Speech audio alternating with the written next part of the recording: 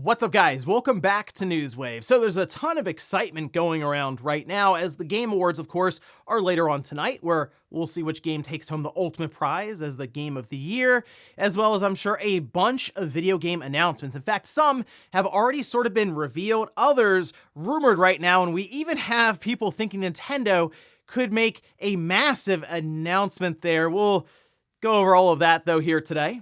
Also, we are going to be talking about the relationship between Sony and Bungie and how it seems to have taken a hard left turn, and in fact, looks like the independence for Bungie could actually be in jeopardy. And we'll also be continuing the coverage for Grand Theft Auto 6, as now it appears people who are, we'll say, a bit out of their element are attempting to get the game banned, and it feels like we've been here before. Guys, if you enjoy these videos, make sure that like button helps out a ton. And if new here to the Small and Wave channel, make sure you subscribe down below.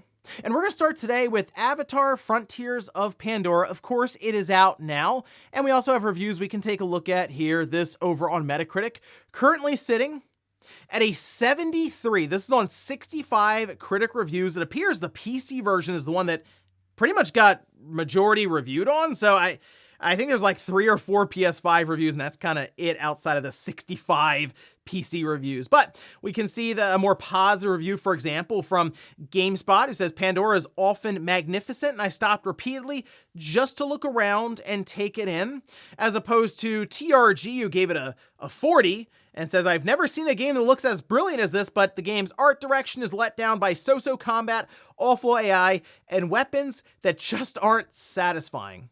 I did see this brought up a lot in the sense that the game looks really good, especially on PC. If you have a high-end video card and you can crank a lot of those settings up, it is genuinely impressive to see, but it still sounds like it's that Ubisoft tried and true open world formula. So at least kind of know what you're getting into there. But I guess if you're a fan of just the movies and the world that's already kind of been built out there, that lore, you'll probably get a kick out of this game. And again, it's available right now to pick up if you're interested. Also, we did get the release date for that Sora Amiibo, which this was posted up by Nintendo of America over on Twitter, saying the Smash Bros. Amiibo of Sora will be released on February 16th, 2024. Okay, so about 3 months away or so. And I understand, I'm not really into Amiibos at all. I mentioned that. I think when we had the first wave of Amiibos, I picked up like Villager and something else. And I was like, all right, that's kind of it. But I understand for something like the Sora Amiibo, that is going to represent a character that many people in the Smash community never thought would actually happen. But somehow we get Disney, Square, and Nintendo to come together and get it done. So sure, I understand people might just want to pick it up for, yes, the collector's sake, but also just it's a Sora Amiibo, so sure. But you can look towards that coming out in February. Oh, and it does look like we have a trailer and demo lined up here for another code Recollection, which we can see this was posted up over on Twitter from PRO. It says trailer and demo incoming. Now they are quote tweeting their remakes of a DS game and a Wii game prior to another code Recollection getting announced. You line that up, sure, I guess there is a demo coming for this game, which it is coming out January 19th. So we are getting kind of close, about a month and a half away. And PRO did a great job here with the remakes, and now we're looking towards a demo. I never really played these games when they released it at all. I wasn't even really that aware of them. So I am curious, I guess, to try the demo out. I've seen some of the gameplay. I don't know if it's necessarily a game that I would get that into, but hey, it's pretty cool that they are remaking them and putting it on the Switch, much more accessible that way. So hey, if you've at least been interested, just keep an eye out for, I guess, the trailer and the demo, maybe dropping together here soon. And guys, with some of the quick news out of the way, let's get into the bigger stuff. Let's start right away with the Game Awards, as that is coming up later on tonight. And there's a lot of expectations that seem to have built almost overnight, definitely over the last 24 hours or so. It seems like the hype has really been building up, and we're doing such a good job at getting close to the award show without expectations being sky high for announcements, considering people will go in with some of the craziest expectations. We get a decent enough show with some pretty good announcements, but that just does not reach the level of those expectations going in. In fact, now we are to a point where some are thinking that Nintendo is going to announce the Switch 2, and I gotta say, there's a lot of stuff working together that I feel like it's going to set some people up for some major disappointment. You can queue up that MVG meme now, but let's go over a few things that we can expect to be here, as some were just outright announced ahead of time. Now, Microsoft has said time and time again to watch the show. In fact, if you look on your Xbox Series X now, you'll probably see on your dashboard that they are telling you to watch the Game Awards. And, well, we know Nate has already gone on record saying that Arcane appears to be set up to make an announcement, and it appears now that the leading, I guess, game that's being speculated as being announced there would be Dishonored 3. I think that would be a big announcement if they did show up there and say, hey, look, you remember Redfall? We're going to go ahead and just put Dishonored 3 in front of you now. Don't forget about Redfall, right? That would be a really exciting thing to see. Now, to go along with that, it appears that Brothers: A Tale of Two Sons is getting a remake, and this is from Bilbo over on Twitter. Now, they are kind of lining this up with, okay, they've spotted it, I guess, in like the marketplace database or something there, whether it's on PlayStation. Of course, they come up with a lot of the PlayStation Plus stuff early, but they're kind of lining this up with maybe a Game Awards announcement. That does sort of feel like kind of on the level of one of those announcements they would just sort of make quickly as they're going through. So yeah, I could see that happening. There is going to be a new Dead by Daylight game shown off here. This is from Supermassive. So I guess think of Until Dawn. It is going to be more of a horror single player style game. So that, I think in that universe would be really, really cool to see what they can come up with. Metaphor with Atlas West will also be there, I guess, showcasing a new trailer, features maybe, release date. That would be, I think that'd be good. And then we get into some heavy speculation as we might have a new Marvel game announced here, and that's gonna catch some people by surprise. But okay, this is sort of funny. The thing that people are hinting at now, and it's hard to say how realistic this is. A new Blade game? We'll see about that one. That is definitely kind of out there, I think. And if Microsoft is going to show up with something along with like Bethesda, probably Dishonored 3. But you know what? A new Blade game? That should be kind of interesting. I would like to see that. But now this is the part where things start to take a turn into like tinfoil hat territory. And it really started with NVIDIA. As you could see this from the Game Awards, saying, tune in tomorrow to find out what's powering your gaming. And it just kind of trails off there with NVIDIA. We can kind of see the background there with the NVIDIA logo. And some were thinking, wait, hold on. NVIDIA's powering the Nintendo Switch now. And we know they're going to be doing the next Nintendo system. Is it possible that Nintendo would show up here with the Switch 2? Well, then, over on Nintendo of America's YouTube account, their profile image changed, and it's just the blue circle with an N. So, yeah, that did it. That pretty much just erupted speculation all over the internet at that point, right? People are thinking, wait a minute, this is it?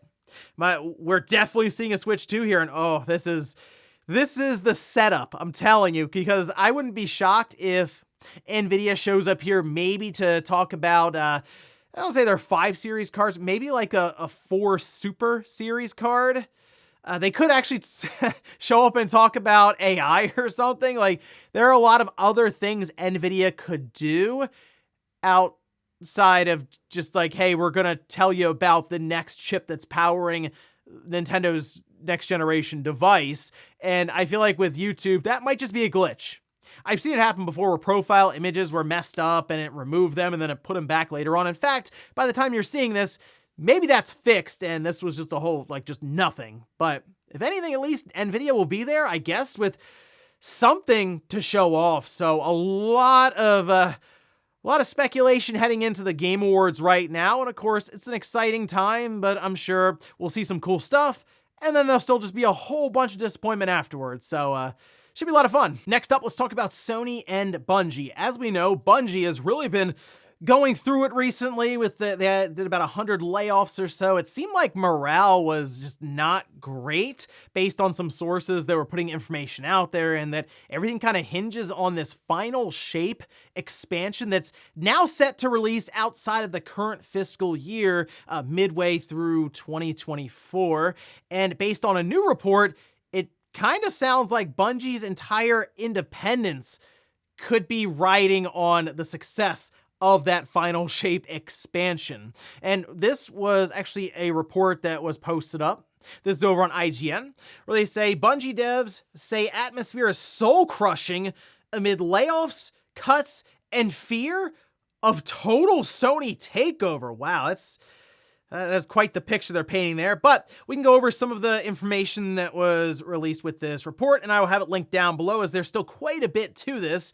They say 1 month after a major round of layoffs impacted roughly 100 Bungie employees of 1,200, those remaining at the Destiny developer say the cuts as well as other cost-cutting measures came alongside an apparent scramble by studio leadership to avoid a total Sony takeover. So the way it was described is on their board at Bungie, they have like half Sony representatives, half Bungie representatives, and then you have the CEO at Bungie as kind of like that tiebreaker, that fifth, if you will, who will be able to make that final call if it's split.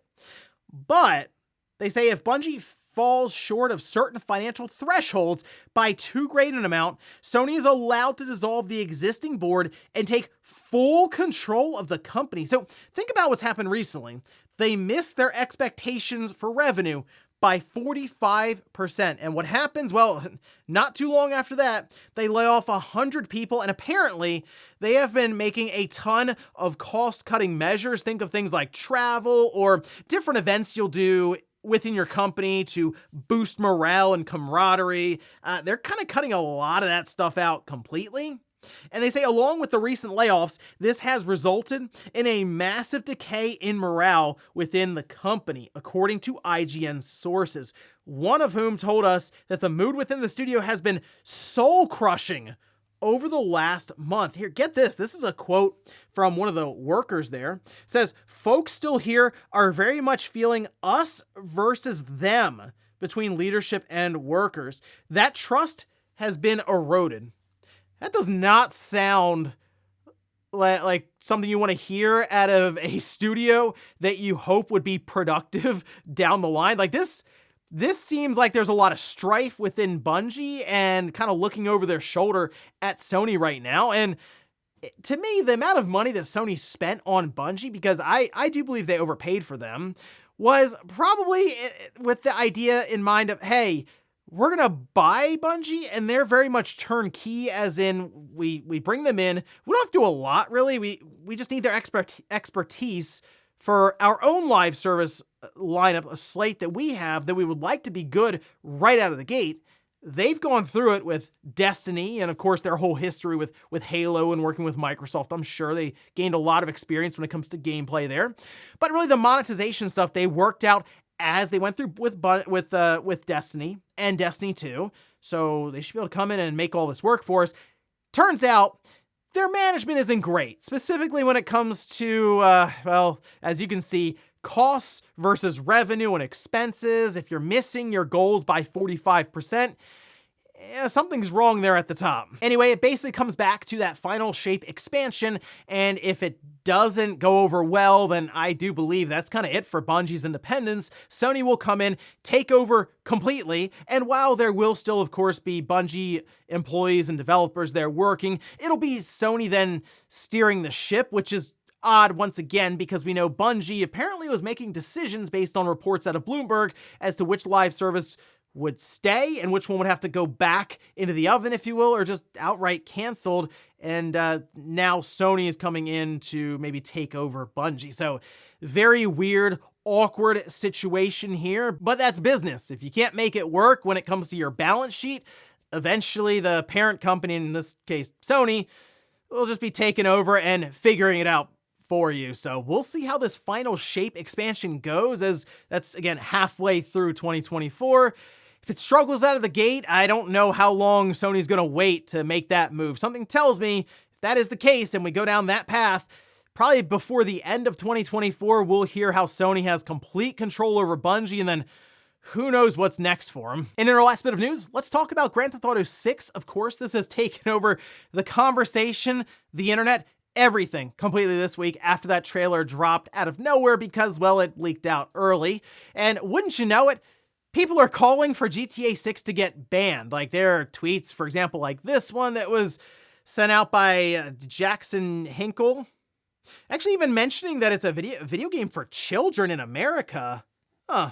Now they tried to get ban GTA 6 trending, which by the way, it did. I don't know if that's just because the tweet got over 7 million views, which, I mean, people were just basically making fun of this person for the tweet. And I mean, really, this is one of the easiest dunks ever. Like, this is an easier dunk than if you had a 3-foot rim right in front of you.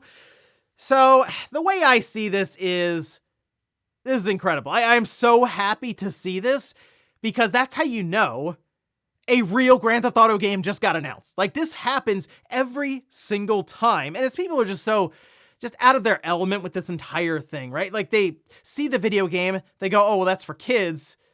We got to ban this.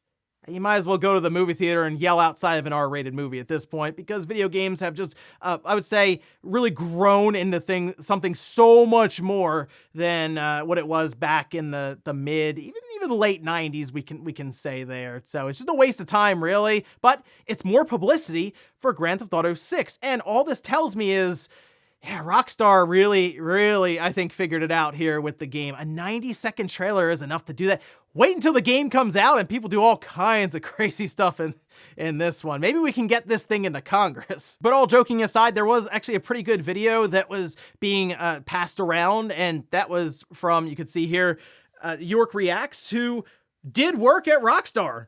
This was a person who was an animator on GTA 5. They also mentioned they had worked on Red Dead Redemption 2, and they did a full breakdown of it. It's very, very interesting to see from their perspective, which, by the way, they mentioned, yeah, everything you're seeing in this trailer, that's what the game's gonna look like. So they're still arguing back and forth about if this game is CGI at times, or if this is not necessarily a representation of what's gonna show up on our screen when we turn it on the PS5 or the Xbox Series. It seems like this is it. And that is probably one of the highest compliments that people who are working at Rockstar are getting right now.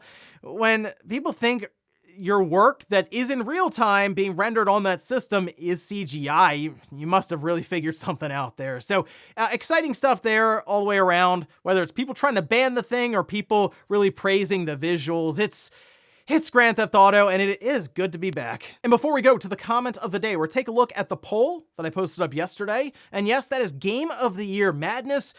Yeah, this is a big one. Armored Core 6 versus Hogwarts Legacy. Ooh, it is close. 52% Armored Core, 48% for Hogwarts Legacy. I'm actually a little surprised that Hogwarts is seemingly going to get taken out by Armored Core. We'll see how things turn out later on today when the poll wraps up, but it's FromSoft. This is the most successful Armored Core they've ever had by a wide margin, so it's also good to see that Armored Core is, I'd say, on a good path forward, because I would like to see them make more and more of these going forward, as FromSoft has just gotten better and better and better. But I guess technically the next thing up for them would be, well, they would be doing Elden Ring DLC.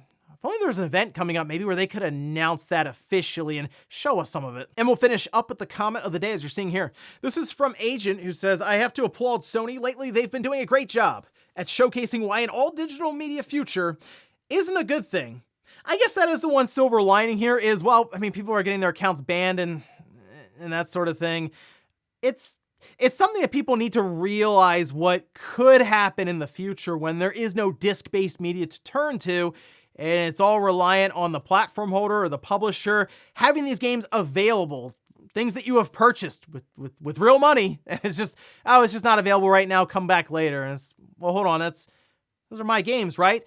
Well, technically not, kinda. Read the terms of service next time, you'll find out. And ladies and gentlemen, that's gonna do it here for Newswave. If you enjoyed this video, guys, hit that like button. If not, hit the dislike. Leave comments down below about everything we talked about here today. Well, there's the Game Awards coming up later on tonight. Leave some of your predictions for what game you think is gonna win Game of the Year and what game announcements you would like to see there. And then also, what about the situation between Sony and Bungie? Probably not what they were expecting to have to deal with after spending $3.7 billion. And then Grand Theft Auto 6 calls for it being banned. Won't somebody think of the children? Thanks, guys, for watching, and I'll see you next time.